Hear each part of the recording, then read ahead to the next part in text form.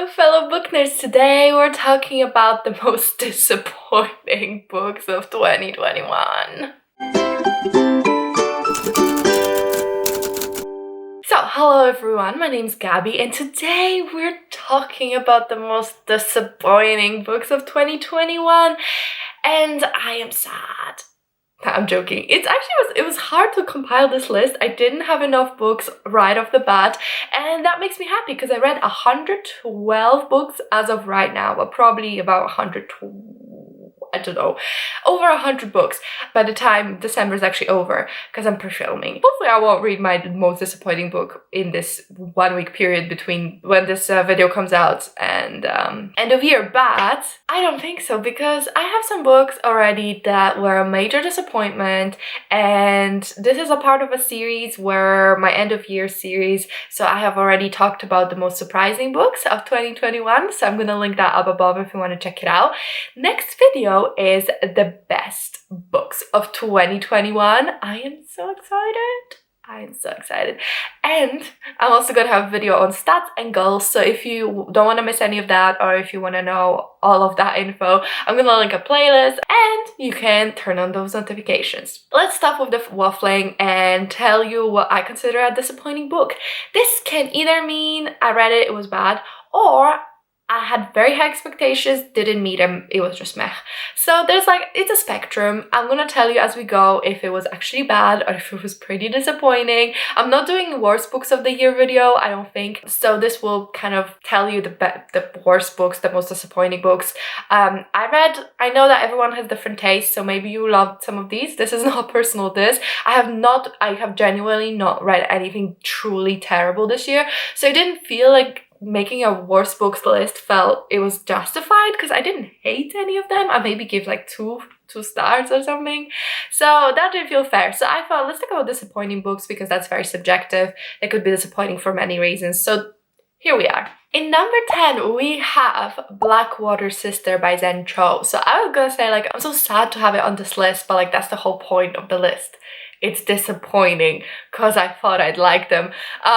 Because I don't really hate to read books anyway, so all of these I thought I would like. But yes, this book is a urban/low fantasy, and we follow a girl who's moving back to Malaysia with her family, and she gets haunted by the ghost of her dead grandmother. I had really high expectations, because what I thought this book was gonna be about was identity, finding yourself within your family, your culture, their values, and to an extent it was, but it was kind of developed, it kind of just evolved into this gangsters versus gods and the possession story that I wasn't expecting. It wasn't bad by any means. I just thought it would be on my best books of 2021 list, and it wasn't, and that's probably not fair. That's why it's like on 10th place. It's like a very gentle. It didn't live up to what I wanted it to be, but I'm not saying it's bad by any means. I would still recommend it if it sounds interesting and if you like kind of high energy, high action stories, because I thought it would be like a slow pondering, but that's not what it was. So that's on me, but also maybe the synopsis. Like, the synopsis technically is true, but I don't feel like it gives you the right idea. In number 9, we have The Starless by Erin Morgenstern. So I was debating whether I should put it on this list, but that's why it's so low. This book is a portal fantasy, or like different worlds fantasy, I guess a low fantasy, I don't know.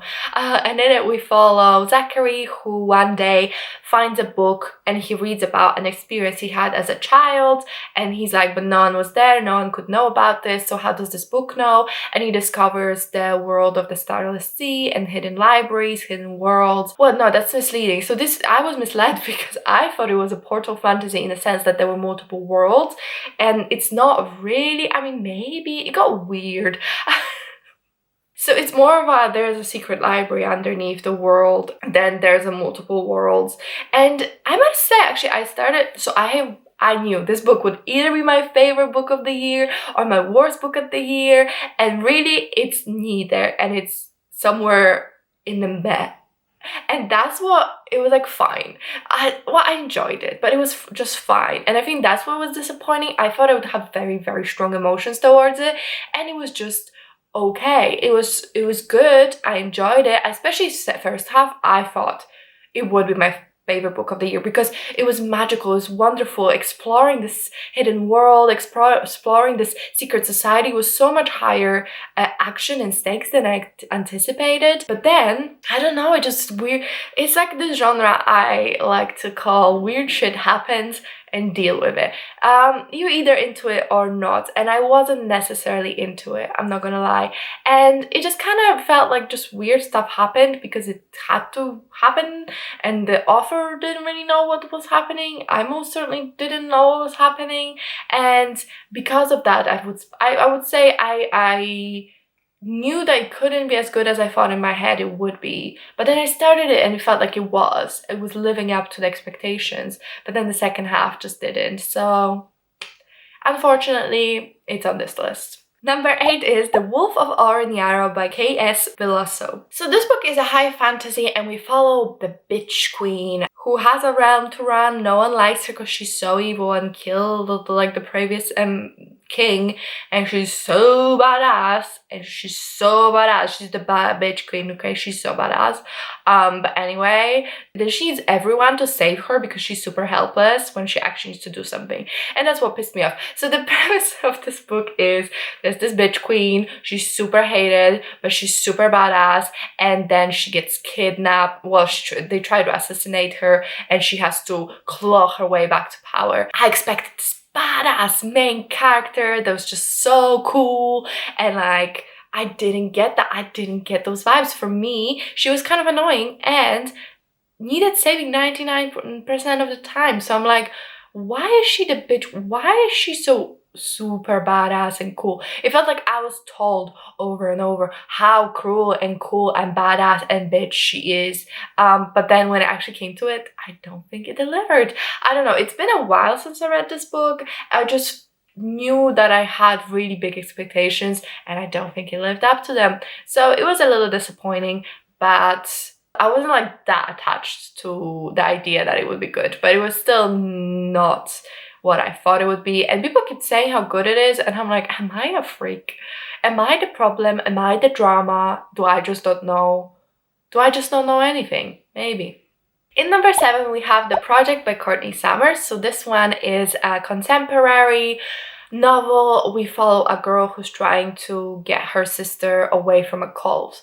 I really thought I would love this because I really loved Sadie by Courtney Summers, and I just found it really boring and just not very impactful. I think it was really trying to be, and it's exploring the relationship between sisters just like Sadie did, and it was not terrible. I wouldn't call it a bad book, but it was just not that good. I didn't think it did anything that profound. I found the characters incredibly annoying, and I do know it was the point. I mean, part of them are cult leaders, so I know I'm not supposed to like them, and it is about like charismatic personalities, but I just find it a little unrealistic, or maybe it is realistic and I just don't understand, but it just felt like this person's whole outlook on life changed because a man batted his eyelashes, but at the same time it was a person deeply traumatized and stuff. So you know, maybe I'm just spouting nonsense, but that's how I felt. So I would call it disappointing, unfortunately. Number 6 is The Memory Police by Yōko Ogawa. So this book is a dystopia? I don't know. But basically we follow this island, and every so often something disappears from people's memory. But it's very interesting because the object itself doesn't disappear. Like a water bottle is still exists, but people don't know the purpose of it, so they wouldn't drink from it. That's kind of how it is. So people just forget the purpose of stuff. So like even their limbs, you could forget what it does, so it wouldn't work. I had wrong expectations coming into this book. I thought it'd be high action, it'd be trying to discover who's doing it, super fighting evil villains, but it was just this quiet, slow story about people, including cheaters. I don't know why I would be interested in cheaters, but okay. And I don't know what it was trying to tell me. I don't know what it was trying to do. Don't think it did very well. I just found it really not it. I thought it was so boring, and I thought it would be like a book that changes you, makes you think, really comprehend things, but it wasn't. And maybe for some people it was, but I just found it not interesting. So I feel bad. I've not been this negative for this long because I usually read really good books, so I'm starting to feel like I'm really mean, and I'm feeling like really uncomfortable. Like, I didn't like it, I'm sorry. Okay, at least I can talk about a book that was actually really terrible. So number 5 is She's Too Pretty to Burn by Wendy. So this book is a contemporary, I guess. It's about this girl, two women get in a sapphic relationship. One of them is an artist. She has a friend, and the friend is all about like installations and stuff, and it's all about art people. And like, if I could roll my eyes any harder reading this book, I probably would have injured myself. It's just like art people being art people, I guess, but like, oh my god, it was so stupid. So I didn't enjoy the majority of it. The synopsis actually spoils what happens in about 70% mark, or maybe, okay, maybe that's exaggeration, but at least halfway through the book, the synopsis still not happened. So I thought I just picked up like a normal contemporary, but I'm gonna tell you because synopsis tells you, but it's actually like a murder mystery / thriller because someone dies. I started listening to the book, I was like, oh, I should just stop. I should DNF this because I don't like contemporaries when they're just contemporaries without any other kind of genre attached to it. So I'm not gonna enjoy it. So I almost turned it off, but I read the synopsis, and the synopsis was like, it's a thriller, there's a murder, it's all very high stakes, so I stayed. And it was a big mistake. I hated it. I wish I DNF'd it. It was so boring. It was boring 99% of the time, and the 1%, it was ridiculous. There was a mustache twirling, fedora wearing, Scooby-Doo villain. It was so stupid, and I just felt like, what am I reading? Is this trying to be realistic or is this trying to be satire? I couldn't tell, and it's just not a good sign for your book. And I found it super annoying. The main characters annoying, the writing annoying. Well, the writing was fine, I guess, but the villain annoying, the thrills of it, no. The romance. Talk about insta-love, Jesus Christ. I was not sold. Okay, time for number 4, which is The Unbroken by C.L. Clarke. So this is a high fantasy with a sapphic romance. We have a princess, we have a guard, and the princess tries to get the guard to become a traitor. It wasn't bad, but I didn't like it. I don't know, I just found it really like a little boring, really hard to get through. I don't know if I was in a bad mood or what, but I just kept feeling like I've been reading this for 50,000 years and I'm still reading it. And everyone said it was so good. They put it in the sapphic trifecta. That's not the sapphic trifecta. What would be the sapphic trifecta if I could choose?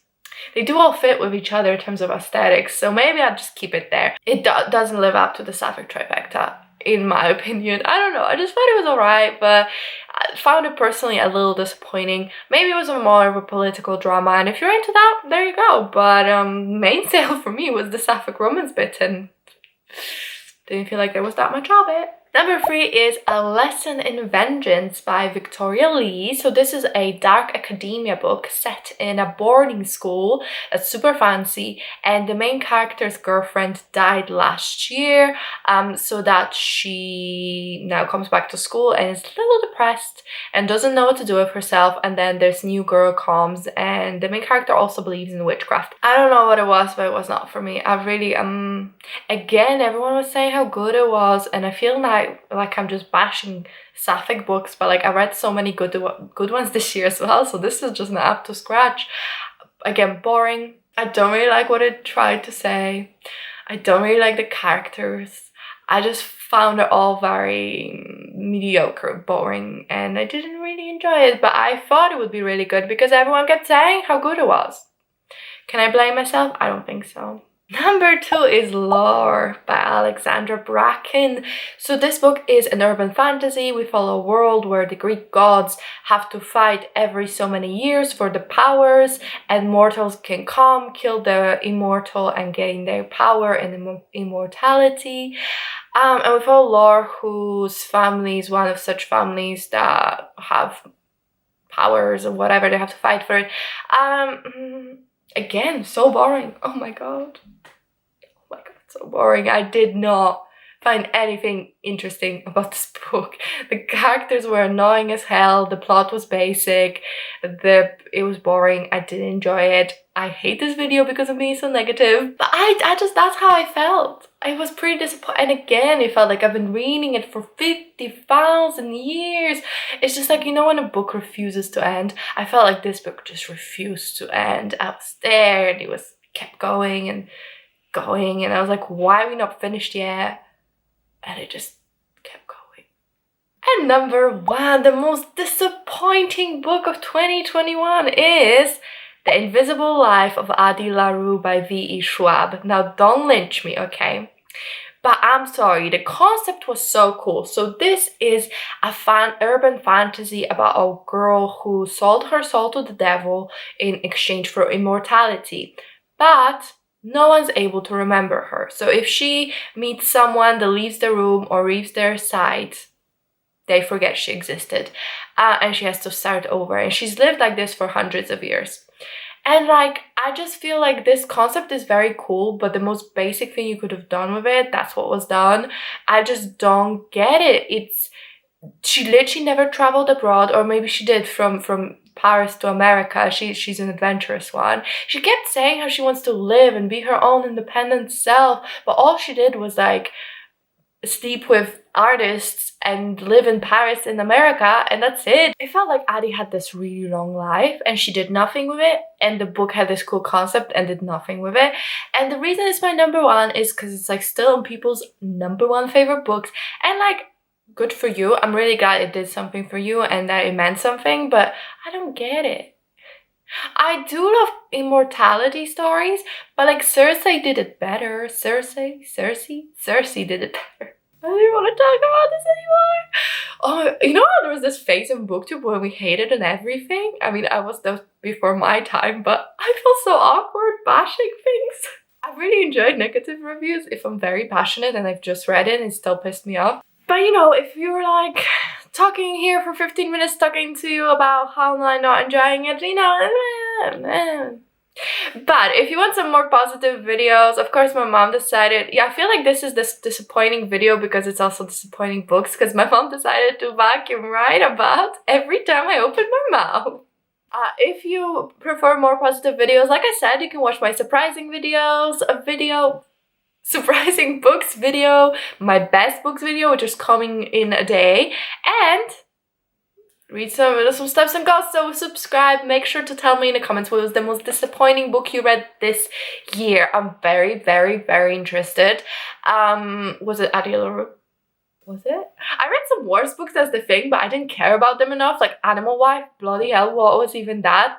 But I didn't care enough to talk about them this list. So if there's some book that you know I read and was really bad and I didn't talk about it, probably didn't even make an imprint enough for me to want to rant about it. But yeah, thank you so much for watching. If you enjoyed it, if you could comment, like, and subscribe, I'd really, really appreciate it. It really helps me out. But that's it from me, and I'll see you in my next one. Bye-bye.